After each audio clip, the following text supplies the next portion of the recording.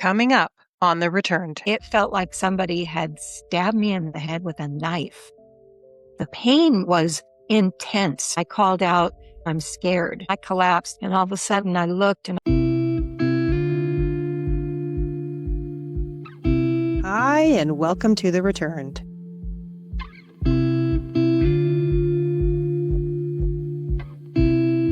The truth always follows you back.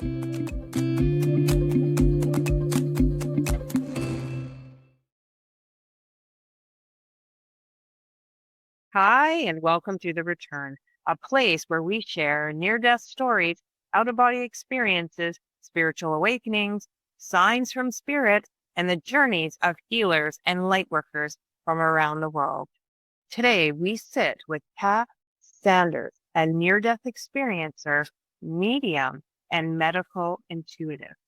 After flatlining for several minutes in 2010, Pat had a profound and beautiful near-death experience. But what she brought back wasn't just a story, it was a transformation. Pat, welcome to The Return. thank you so much for having me, MJ. You're so very welcome. Pat, before we get into the heart of the conversation, I like to ground the audience in who you were before your experience. And did religion or spirituality play a role in your life or upbringing? Sure. Well, I was just your average person, I guess. And I was raised Baptist, so religion did play a part. And I was kind of a type A personality, I guess you would say. I worked a lot. I volunteered a lot. Well, for example, I ran a homeless shelter for pregnant women in my spare time. I worked in broadcasting for the most part. I was in newspaper. I was a radio newscaster. I worked for the Portland Trailblazers as their broadcast manager. So I was I also did TV news. I worked for an NBC affiliate in San Luis Obispo, and I produced the news for them. So I was kind of in all the different aspects of broadcasting. So I had then, after I did all of that, I moved back to Southern California and I worked in real estate. I managed an office of over 400 real estate agents. So I really pretty much excelled at a lot of the things that I did in business because I just never stopped working. That was just kind of the way I was raised. Was you work, you volunteer for your community, you go to church, you volunteer at church. I was a Sunday school teacher.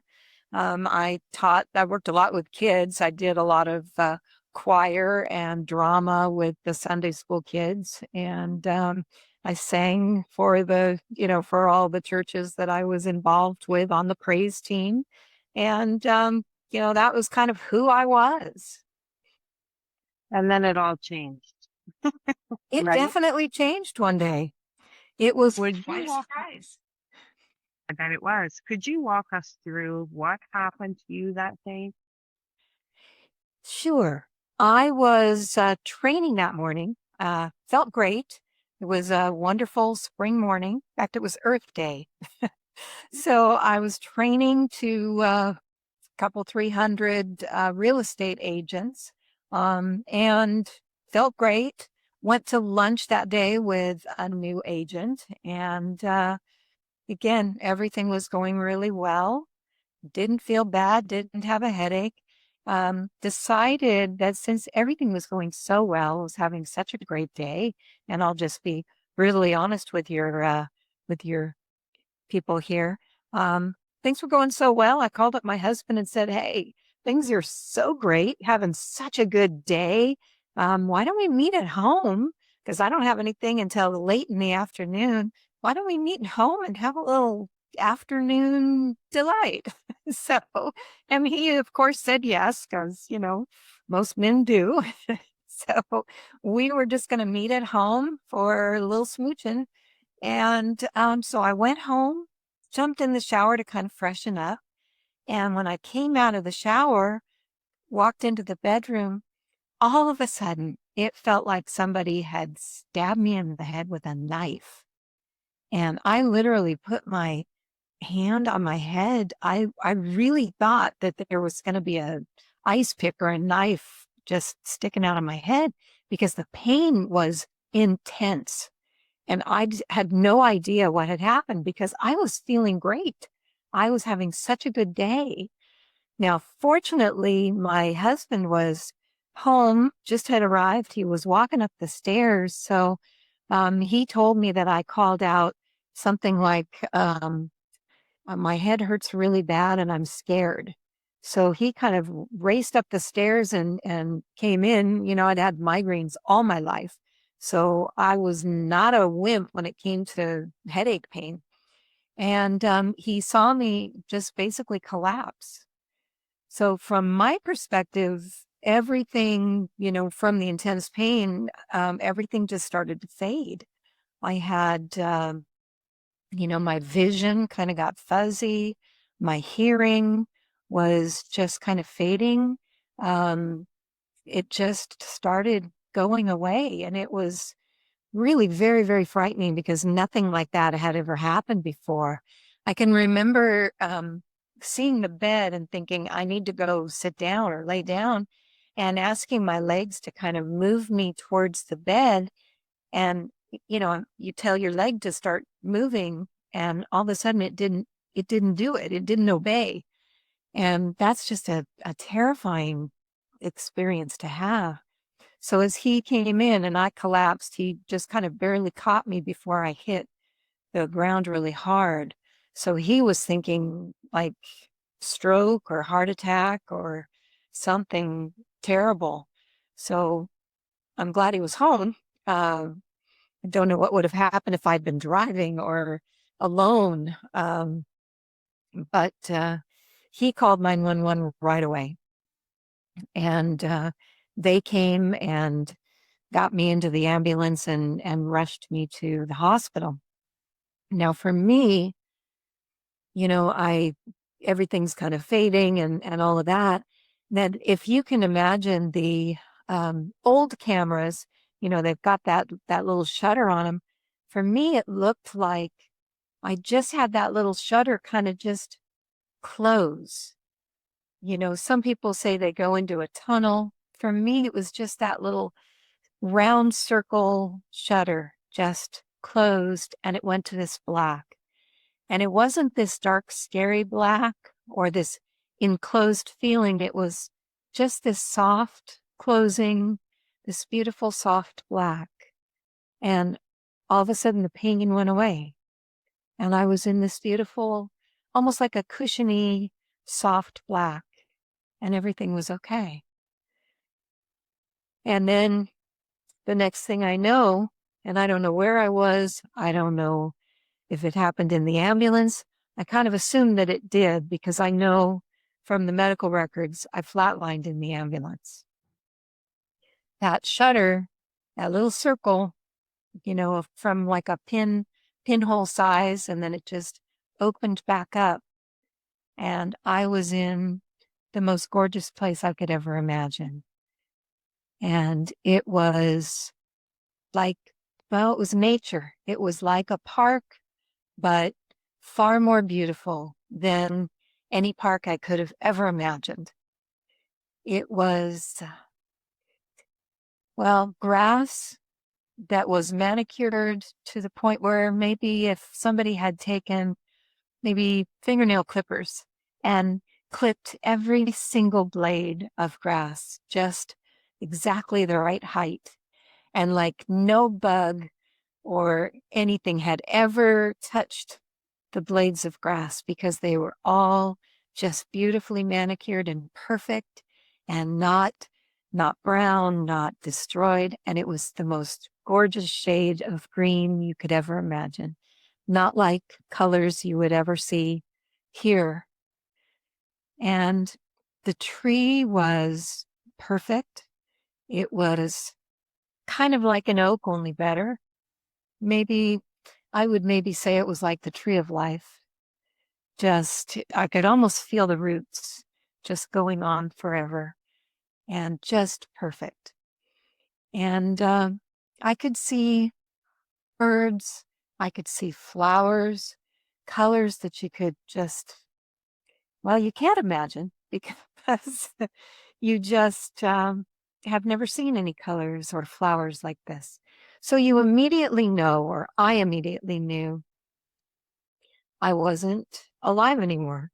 I was maybe in heaven, but I wasn't on earth anymore. And I was happy. I was feeling like I was loved beyond a love you could ever imagine.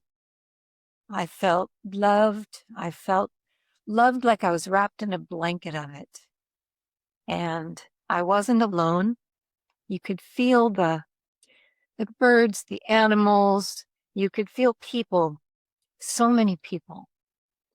And they were just there, just beyond the tree, everywhere. And as I was in this beautiful, beautiful place, just taking it all in and feeling like I was such a part of everything, a part of that tree, a part of the birds, a part of the grass. And I don't know if I had a body. I don't know if I was just a brain or a face or a spirit. I don't know. I just know I was there and I was loved. And off to my right, there was kind of like this, a little bit blurry, but a figure of maybe a throne, and like a figure on that throne. And it was just omnipresent. It was like God. And I don't know if it was like God the Father, if it was just a God. And I didn't feel judged. I just felt love. And just as soon as I saw that figure and I felt so loved, this kind of mist came about, kind of a cloud-like, soft mist. And it came over and it kind of like picked me up and took me kind of off to the right and to the side. And all of a sudden I started getting downloads of information that you're loved and you're forgiven and that everything is going to be okay. And it started teaching me things about the universe and about that you're completely connected and that everything's just fine and there's nothing to worry about and you're so loved. And then I started seeing that some of the things that maybe I had learned maybe weren't exactly right. And I had this idea in my mind of the things that I had learned from my upbringing about religion. And I understood that, people that had been perfect in life or that were the chosen people and that they were first in line to get into heaven. So I had this lineup shown to me. And so people that were, say, the Jewish people, they were always the chosen people. And this is the way that I had believed, that they were first in line. And then those that were Christian, they were born again. And certainly the Baptist people, that's the way I was raised. They were going to be next in line to get into heaven.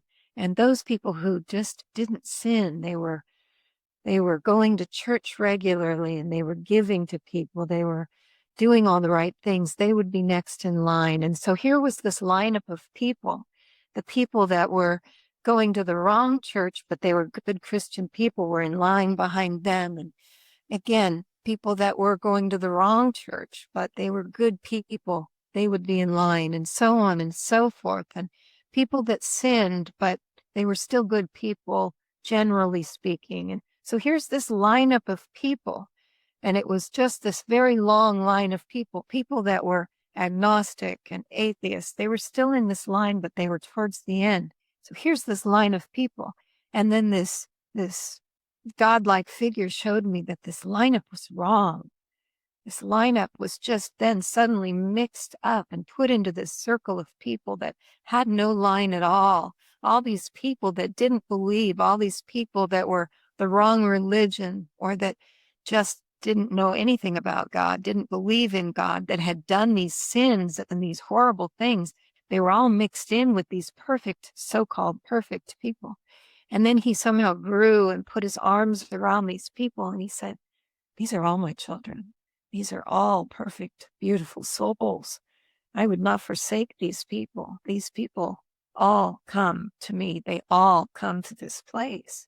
And he just wrapped his arms around and loved these people and showed me we don't judge. And forgiveness is complete. These people are all forgiven. He says, you don't judge. You don't judge. He kept emphasizing, you don't judge. And then the mist kind of came over again. And then he showed me it was up kind of on a shelf, but he showed me this other person that looked a little bit scary. They were kind of dressed like a gang member, maybe. They were a little scary with tattoos and dressed kind of in clothes that I would find frightening if I'd met them in an alley. And he looked at them and he said, don't judge by the shell. You don't judge by what they're wearing. You look into their eyes and you see their beautiful soul. These are all beautiful souls. And he kind of took off the clothes and then you just saw this beautiful light. It was the soul. He said, just look in their eyes. These are all beautiful souls. This shell, that's just the world. These are all beautiful souls. And he dressed them in different things in different ways. He says, they all look different, but he says, just look at their eyes. See the beautiful soul. Don't look at the shell. And don't judge. These are beautiful, beautiful souls. So I learned a few things about when you come to this beautiful place. We're all beautiful souls. We're all family. And it doesn't matter what they wear, what their skin color, what their hair is, where they come from, what the tattoos look like. That's the world. But the soul is what's in them, and God is in all of these souls. So he just was showing me these lessons, and that we all come and come back, and this is our home. This is where we all go. And then this cloud, this mist came back around me, and it got real dense. And all of a sudden I looked and I was back in that other place, in that beautiful landscape with the grass and the tree. And suddenly this white pathway just showed up in front of me.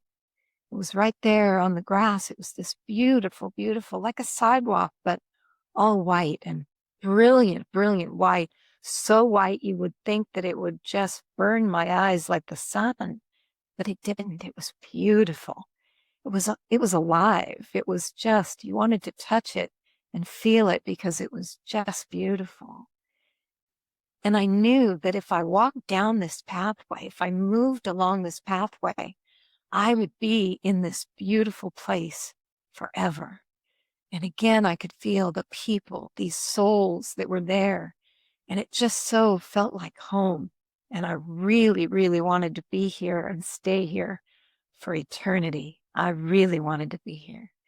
But I felt not just connection to the trees and to the birds and the animals and the flowers and all these people that were there. I started to feel my grandparents, my mother, all these people, ancestors. But I also felt connection to my son, my husband, my stepdaughter. I felt the people that were still alive, that still loved me, that were still holding on to me. And yet I could still feel the people that were already past. So I started moving along that pathway. I just wanted to stay in this place forever. And as soon as I started moving towards this place that I knew I could be at forever, for eternity, almost immediately, my late father just appeared right in front of me and stopped my progress. Just immediately, right in front of me. And he looked so good. When he died, he was so sick. His body was so ravaged from the sickness that he had. It had taken from the skin cancer, part of his nose and part of his face. And he was so thin from the disease that he had. But in this place, he was probably 25, 28, and his beautiful auburn hair had no gray. He was so young, so beautiful. And he stopped me and he said, no. He said, it's not your time. You have more to do. And I just wanted so much to hug him and hold him and stay with him forever. But when he said that, I didn't get sad. I didn't push back, even though I had wanted to be there so much. But I knew that if he wanted me to go back, if I had more to do, and I knew there was the God figure in this place, and I knew that my dad loved me so much. If I had more to do and I needed to go back, that it wasn't my place to argue. And I knew that there was that connection, and it must go both ways. So I accepted that fate. And once I accepted it, I started to feel this heaviness. And it just felt heavy. And it felt kind of a disconnect. And it felt heavier and heavier. And he started to fade a bit. And that heaviness started to turn darker and darker. And the heaviness kind of overtook me. And it felt suddenly more like I was falling. And I fell, and it got darker, and it was that soft black, and it just turned to black and falling until it suddenly felt a little bit like a thud, like I was kind of just being shoved back into my body. And it almost felt like I didn't fit, like I was too big for the body that I was being pushed back into. And it didn't hurt, but it just didn't feel like it fit. And I just went back into it, and it was just dark and just kind of disconnected. And there I sat for a while. And the next thing I knew, I was waking up. Now, physically, what was happening to my body was I actually had what's called an AVM, arteriovenous malformation. It is a birth defect, and I was completely unaware that I had this. So what happened to my body was I had 5 veins in my brain that burst at once. So it's kind of like 5 aneurysms at one time. And the doctors say it was like my brain was like a balloon in a washing machine. There was so much blood, it just was being bashed around. And I flatlined in the ambulance, and they took several minutes of doing CPR. They actually crushed a couple of my ribs broke, and they crushed my right lung doing the CPR. On the way to the hospital, they revived me in the hospital, drilled a hole in my skull to relieve some of the pressure. I had brain surgery. It actually took a little bit of time because they had to take me from one hospital to where there was a brain surgery team. There had actually been a gang shooting that day. So the hospital was full up. They said they couldn't take me. And my emergency room doctor said, this is a life worth saving. You need to take her. You're her only hope. And they said, we don't have room. We're full. And the doctor sent me anyway. And I sat on a gurney in the hallway for 2 hours. And by the time, the brain surgery team was there, and there had been a gang member shot in the head, and they were there to work on him. And while they were scrubbed and ready to work on him, he died in just before they were able to operate. So they were ready to operate with no patient. And that's when they looked at my scans. They told my husband I had 10% chance of living through the surgery and 1,000,000,000,000 to 1 chance of ever being functional. And he said, please, I'll take her whatever way she comes out. So they went ahead and did the surgery, not knowing if I would even live. But they were skilled, and I was blessed. And 6 weeks later, I woke out of my coma, and I'd say I'm pretty functional. And I'd say it was a whole lot of miracles that got me this far, because they said the string on that balloon holding my brainstem moved a half an inch and almost broke, but it didn't. And for some reason, I was supposed to live. And they took out a golf ball size part of my brain to get to where the 5 veins burst. They cauterized it. All the king's horses, all the king's men put me back together. And there was a lot of bruising. It took a long time to heal. I had to learn to walk again, feed myself again, all of that. But I came back, and I came back a very different person. And I now have some nice little gifts that came back with me. Wow. What an incredible experience you have, actually. So I just wanted to start out the conversation. Prior to this near-death experience, did you have any spiritual gifts? Well, my family didn't believe in that kind of thing. That was, and I really didn't. Now, we called it our family thing. We always kind of knew when one of us wasn't feeling good.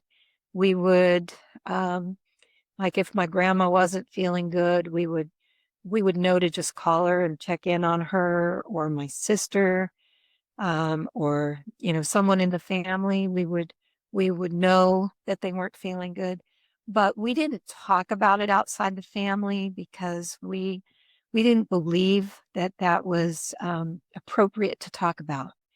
So that was something that we had, but that was all that we had. And certainly, again, our family was, we didn't believe in psychics. In fact, we thought it was hogwash, and we would never talk about anything like that. So when I started having some of these gifts come through and these messages come through, that was something that was not particularly well received in the family. But no, that was the only thing we had, was kind of a little twinge of, gee, are you okay, within the family.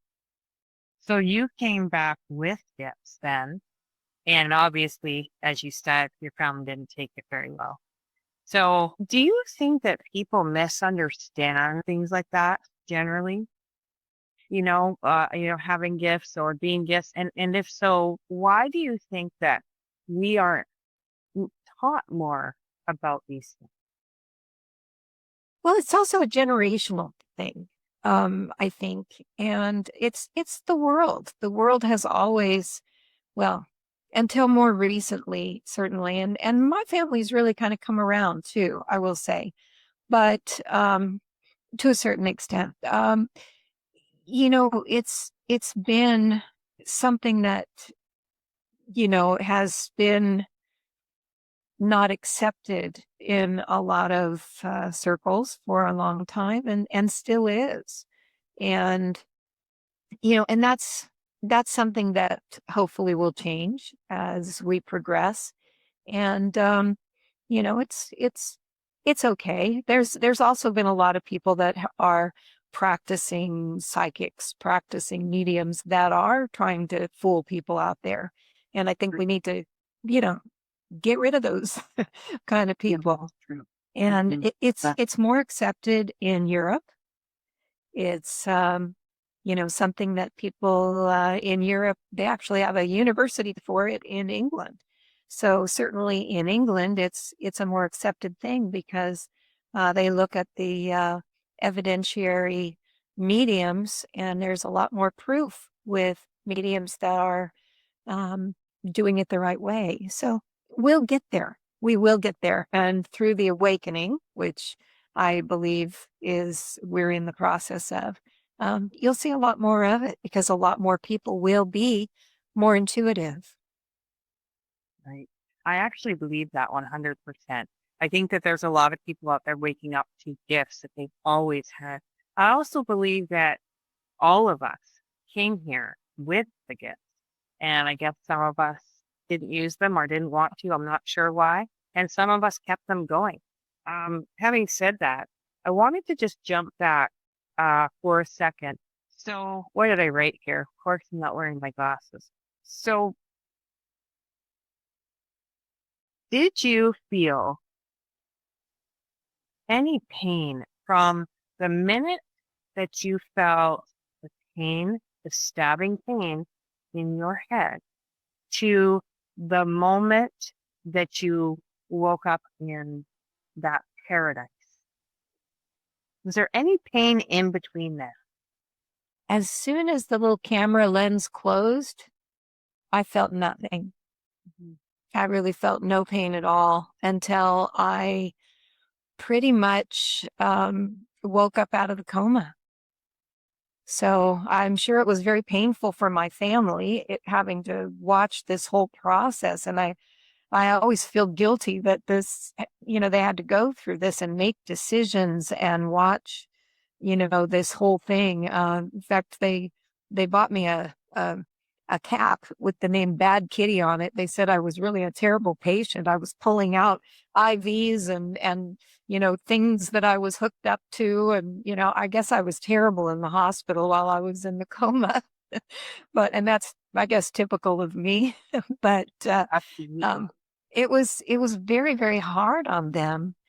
For me, it was this, beautiful experience until it wasn't. And, waking up with having gone through all of that, that was very painful. The aftermath of having your body beaten up in that way, that wasn't pretty. And I had a long, long recovery, being in that coma for that long and having my body go through that. That was very painful. But no, the pain of the actual aneurysms was excruciating for about 20 seconds, and then it was gone. It's like we're being basically not able to feel, or something stopping from the pain, stopping us from having that pain. So we're being, what's the word I'm looking for? We're being not saved from the pain, but Kind of. kind of being saved from the pain. But that's not the word that I'm looking for, but that will work. But that's what I find with a lot of NDEs, that they feel pain for a moment, but then there's no more pain. Or sometimes they didn't even know they were hurt. I had one NDE where there was a very violent attack. They didn't feel it. Yes, I think that, I used to be afraid of death. I'm absolutely not anymore. But the thing I was the most afraid of was the pain of dying. And I have no fear of even that anymore because I know that God, or, whatever it is, I believe God takes that away from you if it's too difficult. Now, I had a situation where I was, of course, we always think, even as we get older, that we always feel like we're 20 years old in our mind.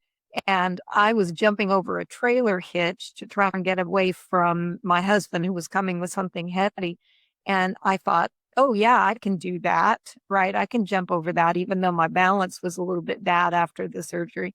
And I missed and I fell in the street right on my hip and I broke the bone where it attaches to the hip. And I didn't feel it. Why? Because I was immediately taken away from that pain. And I kind of watched it from above, which was fascinating. But again, it was too intensive a pain. And so I was immediately taken away from it. So I think that anytime there's a pain that's too intense, we go into, and think about it physically, we'll go into a coma, we'll pass out, we'll do something because our body has natural reaction to take us away from something it can't handle. And what do they say? God doesn't let you or doesn't give you something you can't handle. Well, I think our body, God, whatever, doesn't give us something we can't handle. So yes, our body will pass out or Like we're being shielded. shielded from it. That's the word Yeah. I was looking for. Very interesting, isn't it? And that's one of the common denominators in all entities I've heard. So that's really cool. And now I wanted to step back again for a moment. I wanted to know, why do you think you had this experience? I believe I was supposed to. I think when we come into the world, and again, I kind of got these downloads, these ideas that weren't necessarily put into specific words, but I believe that we come into the world given an idea of, or that we get the choices of what kind of a life do we want? Do we want one where it's going to be, an easy life, kind of where I don't really have to do anything difficult, but I'm not going to learn much? Or did we want a tougher life where we're going to learn a lot and our soul is going to really grow and expand and kind of account for maybe some things that we didn't learn before or that we needed to kind of account for or whatever? And I chose a life with some good, tough things. And maybe now we have free will, so it doesn't always go the way we plan it because we do stupid things, we make certain decisions, we go in a different way. But I think that this was something that was predestined to a certain degree. Again, we change our route on our road because we make certain decisions. But I think it was predestined for me to have this experience. And I chose a tough life. I've had some tough things happen. And this was something that I was born with. Why didn't it happen earlier? Most people who have AVMs, they burst in their late teens or early 20s. The doctors were baffled that it didn't happen earlier. Why did mine happen in my 40s? I was 49. I even met with the doctor 6 months after the brain surgeon, and he was asking me all these questions about, well, do you eat healthy foods and do you exercise every day? And I was like, no, no, I love junk food. Ice cream's my favorite thing, and he was kind of baffled because he couldn't figure out why I lasted so long with this looming in my head. And I was asking questions like, I was kind of mad at God. Why couldn't I have my own baby? Why did I have 6 miscarriages and surgeries to try and fix me? Why couldn't I keep a baby in my womb when all these other people have babies they don't want? Why couldn't I? And fortunately, I was able to adopt, and I have a beautiful stepdaughter. But why did I have trouble having a baby? And I was kind of mad at God about it. And then I learned from my doctor, if I had had labor, if I had gone into labor, I would have died having a baby because they didn't have the medical technology back in the 80s when my son was born, when I was trying to conceive. They did not have the medical technology to save me from an AVM burst. And you'd go, thank you, Lord, for letting it happen this way. So you don't know why things happen the way they do, but you kind of figure it out maybe afterwards, after you're gone, or when you have this. But I think I was supposed to have this. I think I was supposed to come back from it and say, you know what? I'm glad this happened. And I think I need to tell everybody, don't be afraid of death. Live like you're dying, because everybody dies and you don't need to be afraid, and live, knowing there's this beautiful higher consciousness, because everybody can tap into it, knowing that we are connected to everything, to the trees, to the plants, to the animals, to people that are alive and people on the other side, and start thinking positively and lovingly, because that energy is contagious and it ripples. And if you start doing the opposite and you're always mad and negative and fearful, that spreads too, and that's going to be your legacy. Now, can I ask you, in your life before your NDE, if I asked you if you were, and you don't have to answer this, but I'm just curious, if I was to ask you if you were a judgmental person, what would you say? I would say I was not a tremendously judgmental person, but I'm far less judgmental now than I was. So, yes, I was probably a judgmental person. I was not an extreme. I was not one of those people that walked around going, well, I'm a Christian and you're not. Or I was not the type of person that said, well, I have money and you don't. Or I drive this and you don't. I was not like that. I was always open and loving. I always worked at nonprofits. Like I said, I ran a home for pregnant homeless women. I always was on, different nonprofits that helped people. I loved people. I was a caring person. I was not a mean, awful person, but I had judgmental type of things. Like, I was a Baptist, and I thought, well, if you're not a Baptist, then you're going to the wrong church, because that's the way I was taught. And so that was corrected by this near-death experience. I don't think that Catholics are doing it wrong anymore. I never really believed that, I have to say, but you do learn that in church. I don't think that Mormons are doing it wrong anymore. That is something I believed. I don't believe that anybody's doing it wrong anymore. I don't believe people that don't go to church need to be saved anymore. And that is something I believed. So I have way expanded my openness. I never really, again, bought into all of the judgmentalism that, was around me and that maybe was trying to be taught to me in certain circles. But I'm absolutely not like that at all anymore. So was I judgmental? A bit. A bit. I noticed that because your NDE was a lot based around judgment. So your NDE was showing you that God doesn't judge, that he scooped up all those beautiful people. And that's why I was wondering if there was a significance between the judgmental part that came in your NDE, because it wasn't all like that, but just that one piece. And if it had anything to do with your living, your real living life. It was a lesson I needed for my life, yes. But I think it's also a lesson that he wanted me to share. I really got the distinct impression he wanted me to pass the message that death is not something to be feared. And please don't judge, and let people know.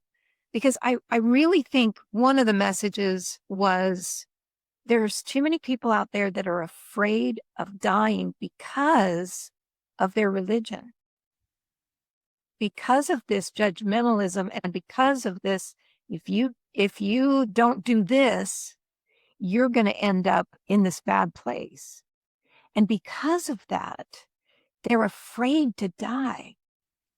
They're afraid of what's going to happen to them. And I think that I'm supposed to come back and tell people that's not true. That's not true. I was shown that's not true. So yes, it was a message for me. Yes, I needed to be taught that lesson, but it was more than that. It was do something about it. You've got to spread this message. It's for you, but it's for you to share. So that's what I'm trying to do. That's beautiful. And then you talked about you became everything and you became everything and one with everything, basically, correct? Oh, yeah. So Yes. that reminded me of something. Very short story. My ex-husband had passed away, my children's father. And I'm not kidding you. No word of a lie. And that this has happened many times to me. But I was at the border going into the United States because I live in Canada and I always go shopping down in the United States. Anyway, well, back then I did. And I looked up to the sky for one moment. The clouds were him. And so, like, it was like it was just his face. I went to reach for my phone so I could take a picture. It was like, no, you're not. That's what it was like. But so I'm not kidding. So when you said that, that's what it reminds me of. You're able to become, or maybe that you are. What do you think of that?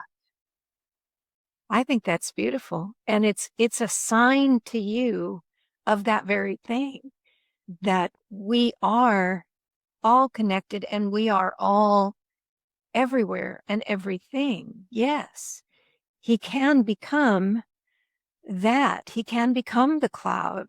He can become the hummingbird that comes close by you in your backyard. He can become that butterfly or that, that flower that blooms just right in your yard, because everything is connected and we are energy. And therefore that energy can be put into all of these things. And that's why, it is so important that we look for these signs and that we understand how it is so important that we are love, because that's what connects us. If we're just these negative people that are always just worried about, going on Facebook and telling people you're not right, you're terrible, your thinking is all wrong, then we're stuck in this world and we're never going to be able to connect to the beauty that would be seeing that person in the clouds. If you're stuck in this world, you don't see those things because you're not connected. You've got to get your vibration to that higher level. And you can only do that with love. Love is that connection. So raise the vibration through love, compassion, and kindness. And those things open up to you. That hummingbird comes closer and you feel the love of your grandmother, for example, or that butterfly or that beautiful cloud appears in the way that they're trying to show you. Only through love and compassion, and not through judgmentalism and not through the negativity. And when the person cuts you off on the freeway, you've got to go, oh, okay, well, maybe they got to pee really bad and take it lightly instead of, the anger that the world just wants to create for you, because it takes you away from the beauty that is out there just for all of us to experience. That was a beautiful message.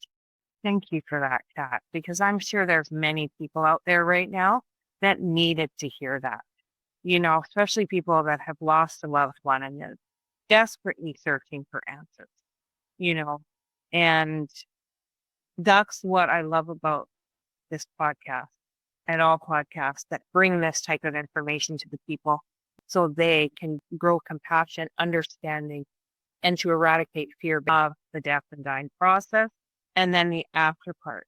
Because I don't feel that we're being taught these things. So even in our grief, yes, grief really, really, really hurts. And it does. And I'm not going to say that it doesn't. But what if we taught ourselves differently? Like, what if we taught people about seeing people in the sky and the cloud? What if we taught them that we were energy?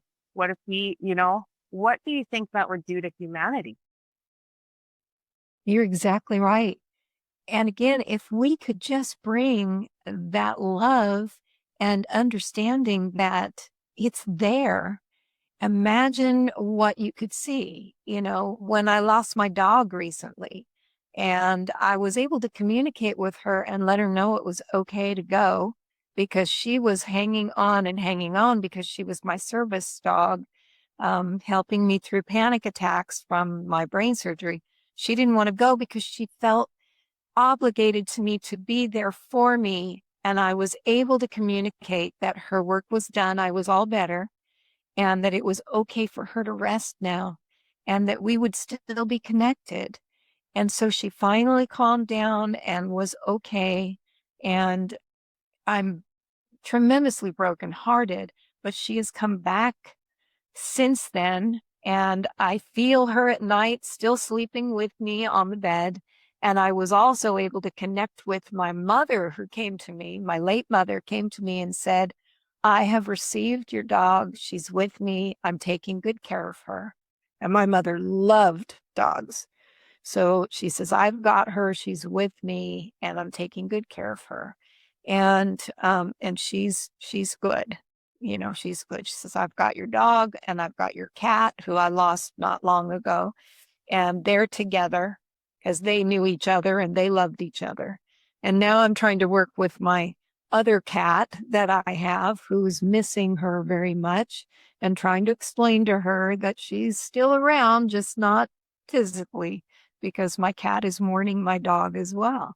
But if you can just show people, and what you're doing, MJ, with this podcast is so beautiful because you are sharing with the world this beautiful message about the fact that we are connected and that we do still have these people with us, that they're not gone.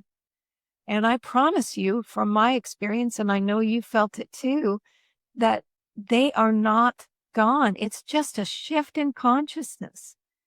They are still with us. And yes, we mourn because we don't have the body to hug. And that's horrible for us.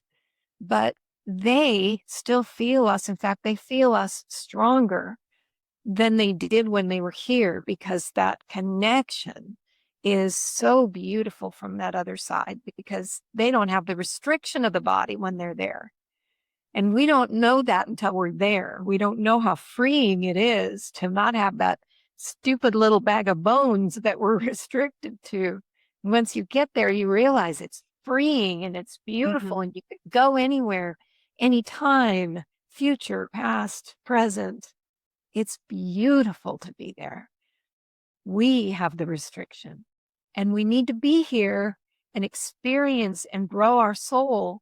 But when we're done and it is our time, and I believe there is a very specific time for us, and mine wasn't then when my brain hemorrhage happened, but when it is my time, I will happily go to the other side and still be connected to everyone here and everyone there. But we can get there just with a shift in consciousness to that beautiful side. And you do it with love. Can you talk to us briefly about the significance of the throne was there that you saw and the light? Sure. I believe that when we go into a near-death experience, it's customized exactly to us. And now I worked with a gentleman who was in hospice, and he died in my presence. I was holding his hand when he passed, and he believed that he would see Jesus. He was sure of it. And his family was around. And when he passed, as a medium, I was able to see with him where he went. And he actually had this golden chariot that came up, and he climbed onto the golden chariot. And then I saw this winged white horse, beautiful white horse, come and connect to that golden chariot. And it flew him with the chariot around this beautiful starry blue sky, and around and then up to where this mountain was, beautiful with trees and all this. And he flew up the mountain, and at the top of the mountain was the figure of a man in a white robe with this golden tie, and it was Jesus. It just looked exactly, and I can feel it. It was Jesus. And Jesus was at the top of the mountain with his arms stretched out, and the chariot flew up to the top of the mountain, and Jesus greeted him with a giant hug. And it was exactly what he would have wanted. And I do believe we get greeted. We always get greeted with someone. And in a near-death experience, you get exactly what you need. So for me, I needed, the park-like setting was perfect for me. The manicured grass, I like everything neat and clean and in its place. And, so for me, a park is perfect. My husband might want to go to Dodger Stadium, but for me, a park is perfect. And seeing God in the way that I did, and it seemed like God, but it also felt like it could have been anyone's God. It could have been Allah. It could have been anything. It would have been, I think, exactly what somebody needed for that person. For me, it was God the Father. And that was what I needed to see. I call that place like the in-between. It's, I've heard it called the lobby, the mezzanine, maybe, I don't know, the place you go before you go all the way in. So I think it's customized. And I think I needed to see that because the lessons I learned needed to come from a source. In fact, I call God source because I think it could be Mother Nature. It could be anything. But it's what you need to see for the lessons. And I needed a lesson that came from the highest authority to let me know that this was important. This was all important to me. And it needed to be the absolute highest authority so that when I came back, I was able to tell people, this is the way it needs to be. This comes from source, from God.